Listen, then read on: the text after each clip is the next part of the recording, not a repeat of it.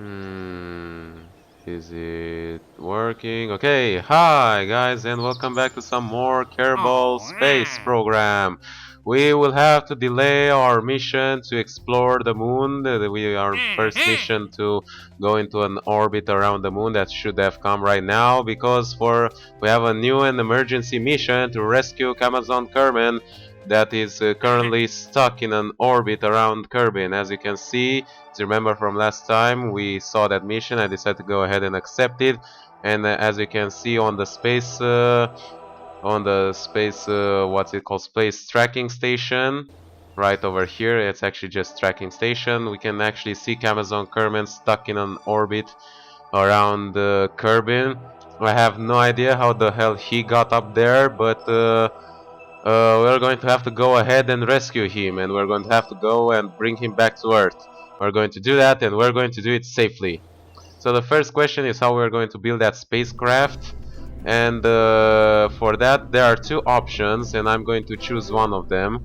We could either put like two command pods and have one guy commanding one and the other command pod remaining empty for Amazon to come in, or we could use and test in at the same time the new Stay Putnik MK1 pod, command pod. So we're going to go ahead and buy this, and yeah, should be pretty useful to go with. Let's see actually if we have a mission to test that. What's it called? That sort of. It's not a command pod. It's like a sort of drone or something like that. We do not have any mission to test it, so we're going to go ahead and build that spacecraft. So basically what is going to happen is this thing is going to be controlled like a sort of, yeah, it's an unmanned command drone, and it's going to be controlled from the space center. Problem is, it's going to consume way more electrical charge, so we will have to be extremely careful with that. And also we cannot really attach parachute on top of it because it's round. Later probes will have more attachment systems, but for now we'll have to deal with it. We're going to have the command pod beneath it that will be empty. And we're going to go with the general staging. This will be like that. We'll have the science. We also took the mission to once again transmit science from from space, so we're going to go ahead and put a science junior lab set, because as you remember from last time we used the lab set while we were in orbit, like high, while flying high over Kerbin, and we weren't yet in orbit, so we're going to reuse it then. Transmitters as always, and then we go for the actual fuel stuff, and yeah, pretty much standard procedure around here. And we can see right over here that the cost is like decreased because we have the aggressive negotiations implemented, and the cost is reduced by 19%. But it will come at the cost of like losing actual prestige or reputation, I believe it was called. Which let's hope that it won't be that bad. And this mission will be an actual premiere for me. I have never managed to actually meet two objects in space. It will be easier because the object that we're trying to meet is an actual Kerbal that will be able to like use his rocket to like go to our spaceship and back. But it will still be a challenge to get it properly, and should have done this before, but hey, it works as well. The batteries, and we're going to have two radial mounted parachutes because we cannot use oh god, why 4? I only want 2. I said I want 2. There we go. Well, you only need to scream a little bit at it, and it finally gets it. Staging is prepared, and we're going to go ahead and launch, and this will be let's call it like a unique name, like Kerbal Kernel. Okay, that's new. Recovery vessel. And what I wanted to say is that this will be probably the last mission, which I'm going to do it in like real time, and from now on I'm probably going to go ahead and use some sort of time acceleration because you know, you don't really need to see all these parts where I'm building the ship or when I'm launching it into orbit, because you already saw it how it's done, you already understand how it's done, so it should be pretty fine and dandy and pretty standard procedure. And yeah, space rendezvous, here I come. I'm so going to mess this up. Up away and we go! With a gigantic speed and with a new control system that is fully operational, we are hoping that we will do our mission successfully. I turned off my engine so we do not waste fuel, because the solid rocket booster is pretty much giving us all that we need. And it's really loud, I just have to go a little bit away from it so I can actually speak. But I can control it from any way possible, so it's not really that big of an issue. Yeah, we're going to go up, and then at about 10,000 meters we're going to start going to the side, ejecting it, throttling our main engine, and this is actually going like right at the book, up, not like the previous missions where we had some sort of imbalances over here. And we should be fine, I guess. I guess the probe is better than a stupid Kerbal. I'm not saying that they're stupid, but really that's their attributes, you know, that's like how they're attributed. They're, you know, the stupidity and courage. Anyway, he's in a pretty circular and non-eccentric orbit, so that will be pretty easy to make a rendezvous with. And obviously I'm going to completely mess this up because, yeah, you know, I'm very good at Kerbal Space Program. Alright, we're going to bring it as close as we can to the 100-meter mark. It'll be good enough here because we'll still need to burn to circularize the orbit. And I do not believe we are going to get, we'll have to get the encounters pretty much manually. I don't think the system will actually tell us as well the encounters will happen. On a regular, when you're meeting like regular vessels, it actually tells you when the encounters happen, but here it doesn't really do it for the reason because it's a Kerbal, not an actual like. So we could transmit this, but maybe we can get into deeper space. So now that we are in space, we are ready to burn to circularize our orbit.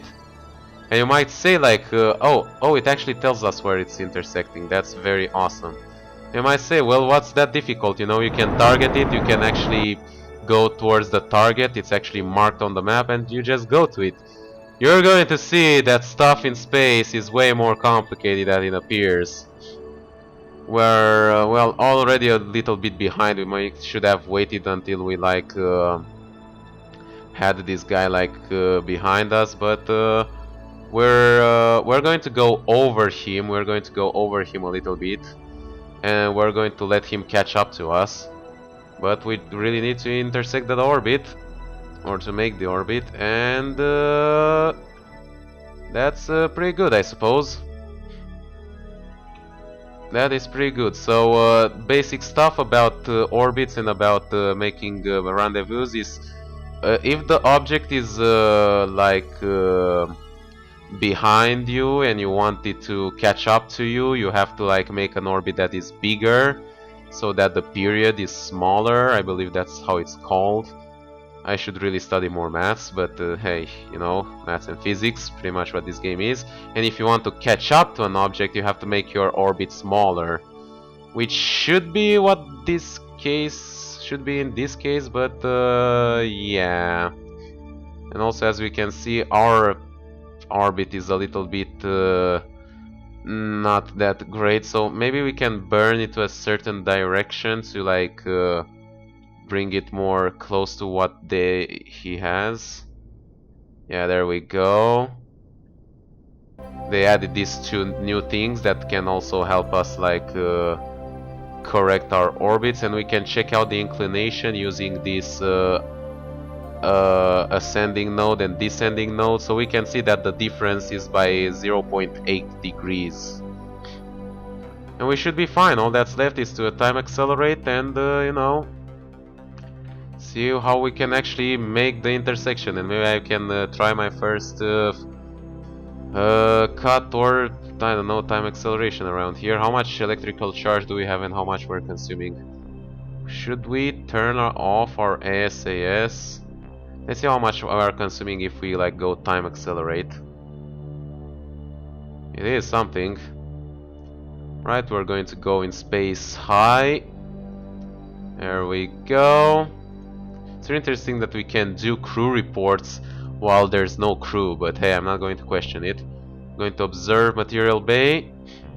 And we're going to keep data because this mission to like yeah, I also took the explore the moon mission to like it's transmit or recover data, so we're going to recover it and that'll be good enough. Alright then, we can hopefully turn off our ASS and we're going to turn it back on when we need it, and let's let comes on Kerman catch up to us. Let's hope that he has enough oxygen down up there in space. So as you can see, with each orbit that we make, he manages to catch up to us. Yeah, now the next one will be here and here. As we get over here, we can see the next one will be here and here. The next one, I believe, will be when we get to the complete other side. So we're going to let him catch up. Whoa!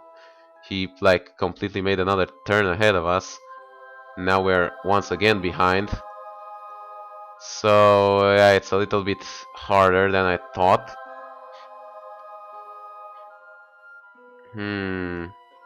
Well, let's make our orbit closer to him so we can actually get a better look at how we do it. Actually, we should do that when we're at the periapse. So let's go for one more circle around Kerbin, and you know, we don't have the mods that have like food and water and oxygen and stuff like that, so we can keep going in orbits around Kerbin like pretty much indefinitely. Alright, let's start burning our periapse at our periapse. So basically we're going to burn against the direction we're going in order to slow us down and bring our orbit down. And this stage is done. I forget to... oh shit. Alright then, I apparently forgot to put a decoupler there. Oh god, this is really embarrassing. Can the rocket go without... no, it...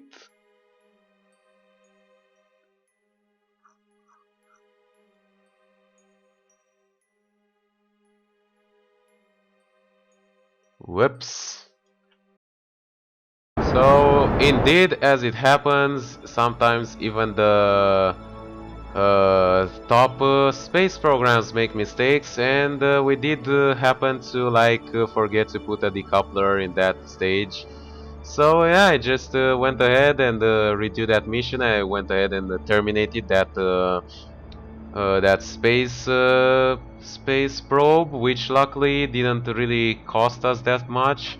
Well, it did cost us a lot of money, but and a lot of reputation because we were using aggressive negotiations. But luckily there was no Kerman or Kerbal on it, so it didn't really cost us that much in terms of like actually losing reputation. And now I try to like make a more proper orbit and wait for an actual encounter with this guy, with Camzon, but unfortunately I completely miscalculated the amount of time that it takes me to get into orbit. I apparently get into orbit way faster than I'm expecting. So yeah, it will once again be a sort of attempt to like somehow rendezvous with him. And I suppose that just like last time, we can go ahead make an higher up what's it called,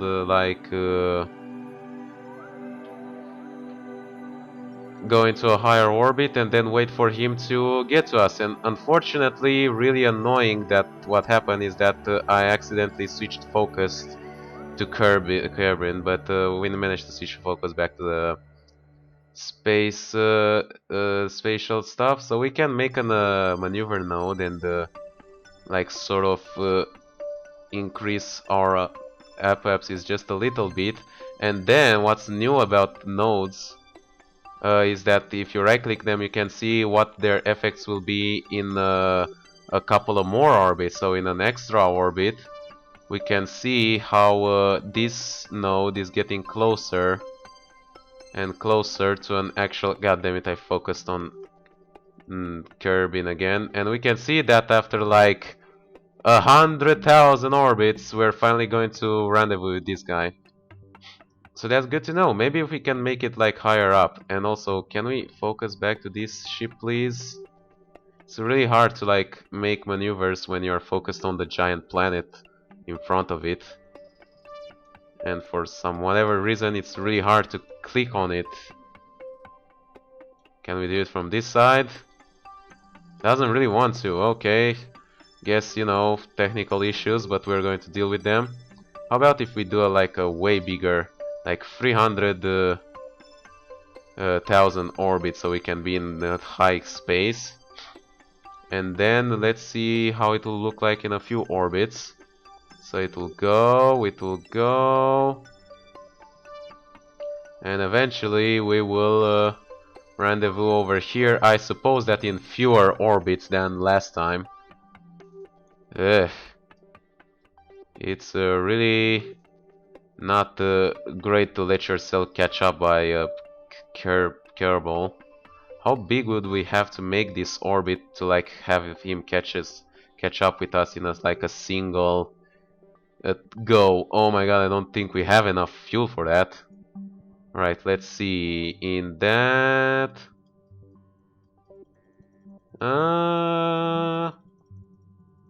almost. Well, anyway, we're going to go ahead and play it the safe way. And that is, we're going to try and have our apoapsis just ever so slightly bigger. And go into just enough orbits until we finally catch up with him. Let's not forget that we also need to have enough fuel to bring him back home, which is starting to get an issue actually. So let's get toward that node, burn. One more time acceleration, burn into the node.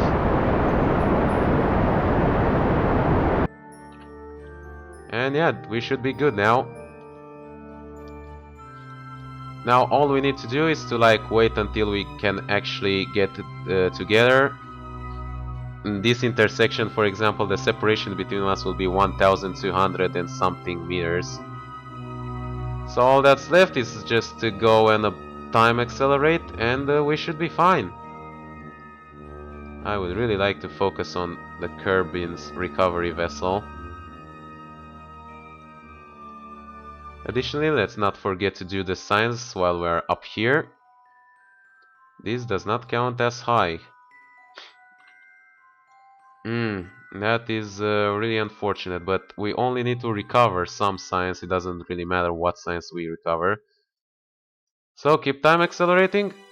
Also, let's make a small burn over here just to make our have our periapsis at the same level as Camzone's periaps. So we have our periaps slightly lower over here, so we're going to accelerate, and that will be good. And yeah, we only have to wait a few more orbits until we get close to him, and that should be fine. Let's hope we have enough electrical charge. Otherwise we'll just have to do it without... actually we can clearly turn off ASAS to just not waste electrical charge until we get close to a rendezvous. And it's up to more time acceleration now. As we see, with each intersection, with each orbit, he's catching up to us. He has been up in space for a really long time. I still have no idea how the hell did he get up there. I like have some theory that those guys from like the explosives guys that gave us some missions, they sort of thought that they were trying to compete with our space program, and they thought that let's make a launch a Kerbal in space by using only explosives, and they did, and they were successful, but they haven't thought about the means to bring it back, and that's how they got to appeal it to us. Alright, this will be the last one. We'll be relatively close over here. All we'll have to do is get even further closer, and we should be fine. Probably at next orbit we'll be able to make our intersection burn. Here we go. Oh no, we're now going to overshoot him. Which is just, he is going to overshoot us, so we'll need to somehow get to him very, very quickly. And that's always not really nice to work with. We could definitely make our orbit smaller and then wait until we catch up to him. Yeah, we completely missed this one up. And I still cannot focus on the vehicle, god damn it. We're going to wait, we're going to get to the periapse, and then we're going to make a small burn over here just to get like a smaller orbit so we can catch up with him. Ever so slowly. And yeah, we are using fuel. Let's just hope that it's for a good cause. Easy there.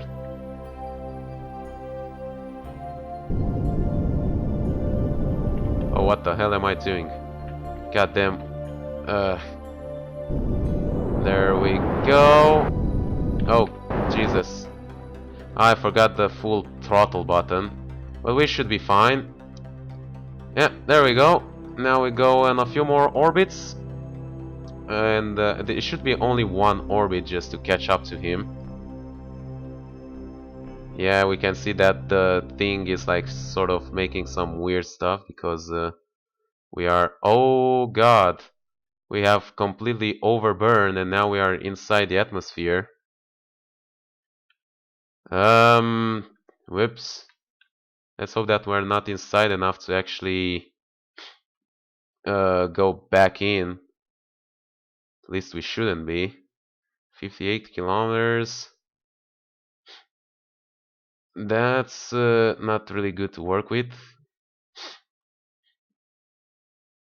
Oh, we're dropping down.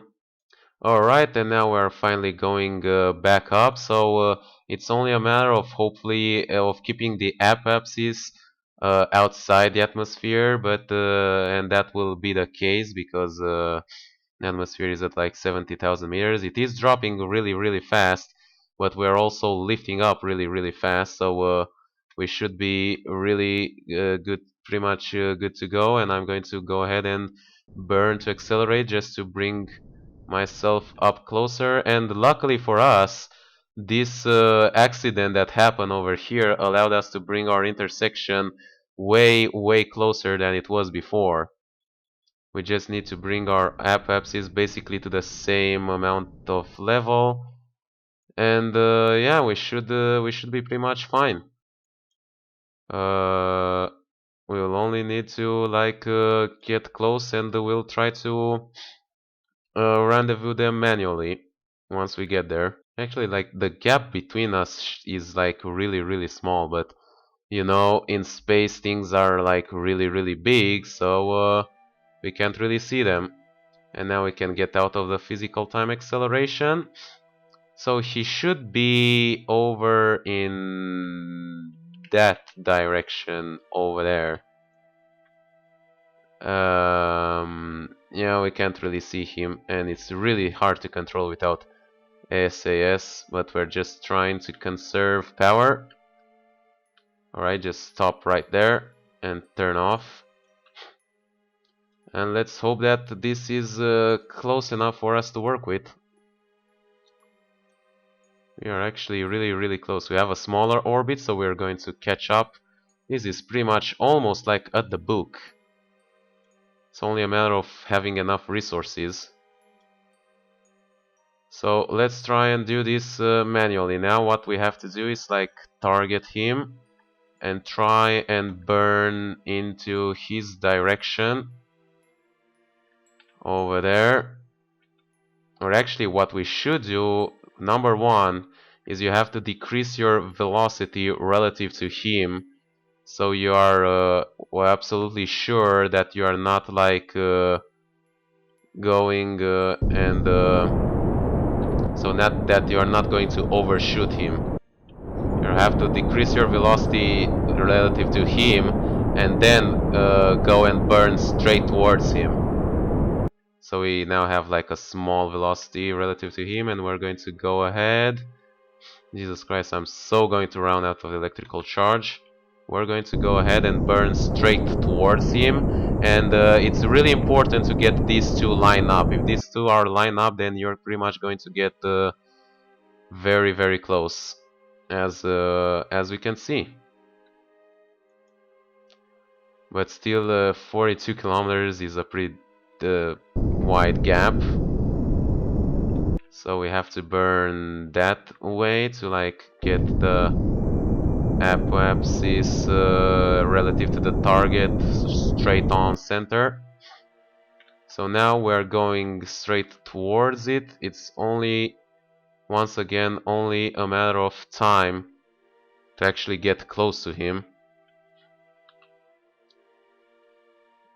And let's see how it does in a few orbits. Let's hope that we are way out of the atmosphere and we are way completely overusing electrical charge. So we went a little bit closer. Wow, the separation between us is like really freaking big. So let's once again try and reduce the relative speed toward to the target. There we go. So now we should be pretty much going at the exact same speed, technically. For some reason the speed is increasing. And just as I was trying to think how exactly we're going to get this guy to rendezvous with us, we finally managed to make a stumbling discovery, and that is that we cannot actually switch to him. He's sitting there like a stationary target, which we cannot pretty much control, which means that we don't really have any way of getting close to him and getting him onto the ship, except for like getting the ship to bump into him and bring it into the atmosphere, which is just absolutely ridiculous. So I can count this mission as a gigantic failure, and not only that, but we really screwed this up big time, so I'm just going to go ahead and bring this ship back into the atmosphere and just bring it back home. And we're going to think of how we're going to get this guy some other time.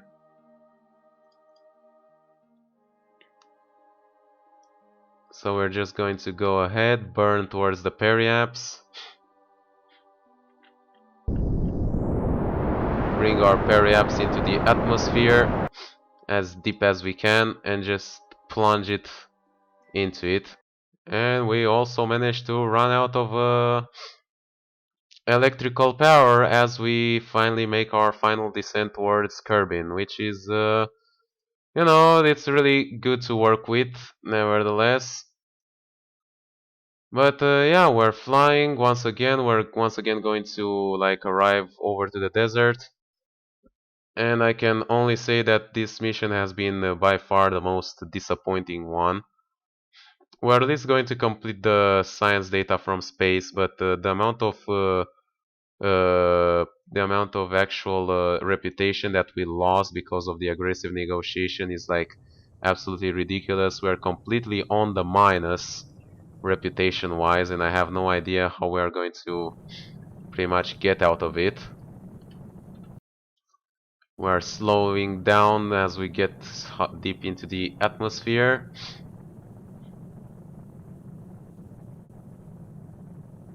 We are really closing in. And we're just going to let it fall. And we completely ran out of electrical charge, so the ASS system is no longer doing anything. Which also means that we do not have any actual power to activate the parachutes. Oh, Jesus, that is just absolutely great. So we've somehow managed to get in the worst possible scenario over here. We don't even have enough power to turn on the engines or in order to slow ourselves down. So this ship is just going to go and crash into the desert, and we're not going to be able to recover it. Luckily, there's no one inside of it, but unluckily, this has been by far the worst mission possible. So yeah, our space program will probably get suspended after this. But hey, at least we tried, so we have that. Those things will never withstand the impact. Bam! Actually, that was pretty close. It did actually withstand the first impact. It's only that the engine got destroyed. And we did manage to recover some of this in a very sort of weird way. And as we can see, our reputation is completely into the red, which pretty much doesn't allow us to do any more programs that require reputation, and I'm not sure exactly what's the impact this will have. But we're at least going to have to be able to recover this stuff over here. Recover, and we're going to get some funds and science back. And we're going to recover this one. Fortunately, we did lose the science junior, so we did not complete the transmit science around Kerbin. Overall, a pretty disappointing mission, but hey, this has been Kerbal Space Program. This is Kerbal Space Program, you know, don't always win. So I'm going to go ahead and end this episode here. Hope you guys enjoyed watching. And the next time, I'm just going to go ahead and go for the moon. I'm not going to waste any more time trying to save Camzon Kerman. It's really weird the way they actually coded this. They coded him pretty much like an asteroid, and they coded him into space. And we simply do not have the technology required to capture him like that. We need like the grabbing stuff that is like way later on. So yeah, this has been pretty much it. Hope you guys enjoyed watching, and I'll see you guys next time. Bye bye.